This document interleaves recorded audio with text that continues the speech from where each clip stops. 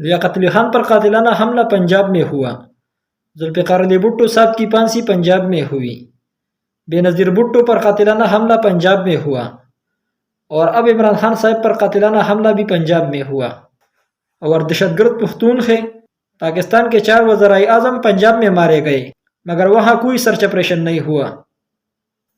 کیا یہ ظلم نہیں ہے؟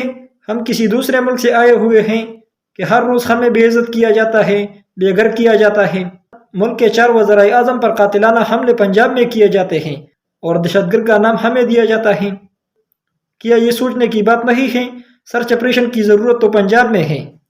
وہاں پر ملک کے بڑے بڑے لوگ مارے گئے ہیں، اور ابھی تک پتہ تک نہیں چلا کہ کس نے مارا اور کیوں مارا۔ وزیر اعظم تک کے لوگ وہاں پر محفوظ نہیں ہیں، اور دہشت گرد ہمیں ٹھہرایا جاتا ہے۔ یہاں پر کیا ہوا ہے؟ یہاں پر کس وزیر اعظم یا وزیر پر حملہ ہوا ہے؟ اگر آپ نے ایک بھی ثابت کیا تو پھر جو آپ کا دل چاہے وہ کریں، اور پھر ہم شکوہ بھی نہیں کریں گے۔